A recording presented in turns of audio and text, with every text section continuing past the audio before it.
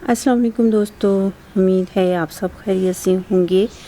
आज की जो मेरी वीडियो है वो वेरीगेटेड बिस्कस के बारे में है और ये एक बहुत खूबसूरत प्लांट है।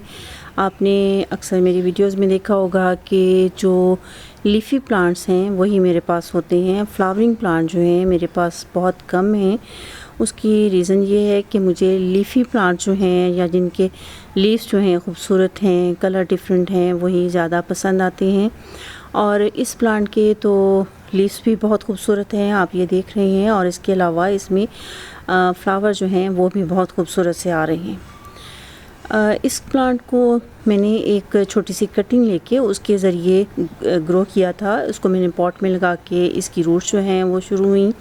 उसके बाद इसको मैंने ज़मीन में लगा दिया। इस प्लांट की एज जो है वो 1 साल है और आप ये देख रहे हैं कि इसकी ग्रोथ कितनी अच्छे से हो रही है।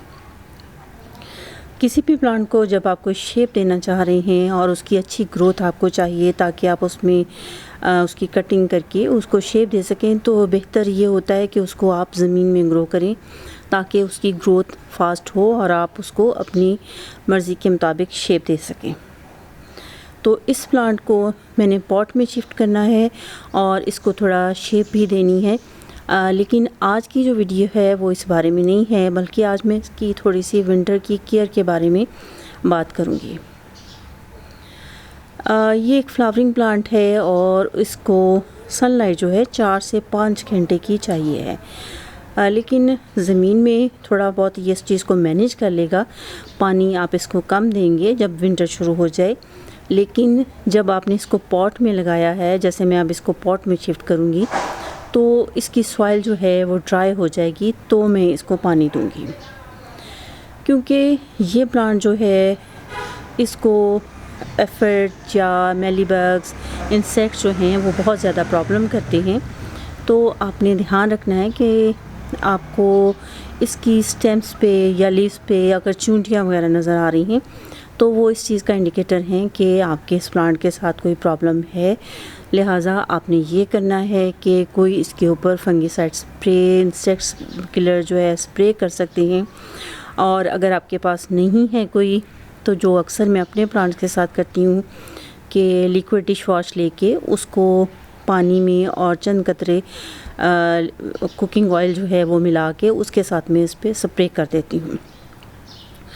उसकी वजह ये है कि गर्मियों के मौसम में भी इसको अक्सर इस प्रॉब्लम का सामना करना पड़ता है जब इसके ऊपर जो आप पानी जो है ज़्यादा दे दें आप इसको, तो उस सूरत में ये प्रॉब्लम भी हो जाती है कि इंसेक्ट्स जो हैं इस पे अटैक करते हैं। लेकिन सर्दियों में भी ये सूरत हाल होती है, क्योंकि अगर पानी हम कम भी दे रहे हैं तो ह्यूमिडिटी क्योंकि ज़्यादा होती है, तो इसकी वजह से इसको इंसेक्ट जो हैं वो प्रॉब्लम करते हैं।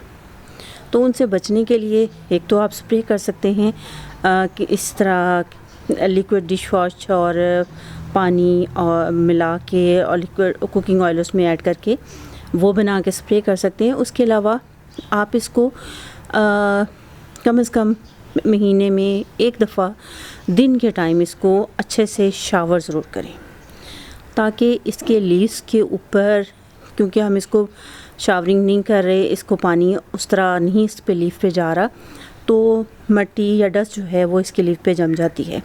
और जब लीफ पे डस्ट हो तो इंसेक्ट्स को वो अट्रैक्ट करती है और आपके जो प्लांट जो है उसके लिए प्रॉब्लम क्रिएट हो सकती है। लिहाजा उस सूरत में आपने ये करना है कि इसको आप शावर जो है सुबह के टाइम अच्छे से कर दें, ताकि जो डस्ट वगैरह है वो साफ़ हो जाए और दिन की जो हवा है, जो गर्मी है, और उसमें इसके लीव ड्राई भी हो जाए। ये याद रहे कि जो इसको शावर करना है वो सुबह के टाइम करना है, क्योंकि शाम को आप करेंगे तो वो बजाय आपको फ़ायदा देने के नुकसान होगा, क्योंकि लीफ जो है गीले रहेंगे, नमी उन पे कायम रहेगी, तो इंसेक्ट्स वगैरह इसके लिए प्रॉब्लम कर सकते हैं। विंटर जो है वो इसका रेस्ट टाइम है और उसमें इसको खाद वगैरह की इसकी ग्रोथ के लिए ज़्यादा ज़रूरत तो नहीं होती है, लेकिन मौसम की ठंडक से इसको महफूज रखने के लिए काऊ डंग जो है वो फर्टिलाइज़र आप थोड़ी मकदार में इसमें ऐड कर सकते हैं, क्योंकि वो उसमें गर्माइश होती है और आपके लीफ को मौसम से थोड़ा वो प्रोटेक्ट भी रखता है।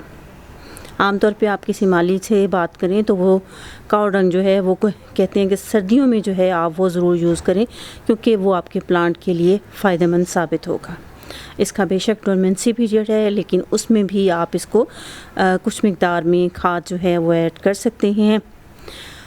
इसकी आप शेप देने के लिए जो प्रूनिंग वगैरह है, आप इसमें प्रूनिंग भी जो है चाहें तो इस मौसम में कर सकते हैं।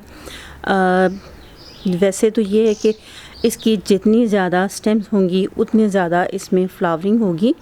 मैं अब इसकी जो है अपनी आप से वीडियो शेयर करूँगी। मैं इसकी हार्ड प्रूनिंग करूँगी।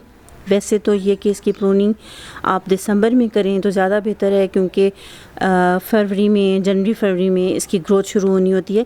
लेकिन क्योंकि मैंने इसको शेप अभी देनी है तो मैं इसकी हार्ड प्रूनिंग अभी कर दूँगी। सॉफ्ट प्रूनिंग जो है वो इसके लिए ज़रूरी होती है, क्योंकि उस सूरत में जितनी ज़्यादा, जब आप एक जगह से कोई स्टेम कट करते हैं तो 2 नई ब्रांचेस वहाँ से निकलती हैं, और जितनी ज़्यादा ब्रांचेस होंगी उतनी ज़्यादा इसके जो फ्लावर्स हैं इसके अंदर आएंगे, क्योंकि हर ब्रांच पे एक फ्लावर जो है ज़रूर आता है। पानी जैसा मैंने बताया कि आप इसको सर्दियों में कम देंगे, क्योंकि ज़्यादा पानी की इसको ज़रूरत नहीं होती। और इंसेक्ट्स के लिए आप इसको ज़रूर देखते रहेंगे, क्योंकि सर्दियों में आमतौर पे, गर्मियों में भी इसके ऊपर जो है इंसेक्ट अटैक करते हैं, लेकिन सर्दियों में ये प्रॉब्लम जो है ज़्यादा हो जाती है। और खाद जैसा मैंने बताया कि खाद आप इसे कम मिकदार में काऊ डंग जो है वो दें तो वो इसके लिए बेहतरीन रहेगा। और 4 से 5 घंटे की धूप जो है इसे चाहिए होती है। लेकिन ये कि अगर पॉट में है तो आपने इसको उस सूरत में थोड़ा ऐसी जगह पे रखना है, क्योंकि इसके आप देखेंगे कि जब मौसम चेंज हो रहा है, अगर आपका प्लांट ज़मीन पे है, ज़मीन में लगा हुआ है या पॉट में लगा हुआ है और आपने बाहर रखा है, तो इसके लीव्स जो हैं उनका कलर जो है तब्दील होना शुरू हो जाएगा। थोड़ा सा वो कोरे की वजह से बर्न होना लग जाएंगे। तो इस सूरत में आपने इसको महफूज करने के लिए इसको ऐसी जगह पे जहाँ पे इसे रात को कोहरा जो है वो डायरेक्ट इसके ऊपर ना पड़े, ताकि आपका प्लांट ख़राब ना हो जाए। अपनी नेक्स्ट वीडियो में इंशाल्लाह आपसे शेयर करूँगी कि इसको मैं पॉट में शिफ्ट करना है मुझे, वो आपसे शेयर करूँगी। और इसको जो मैंने थोड़ा शेप देनी है वो भी आपसे ज़रूर शेयर करूँगी।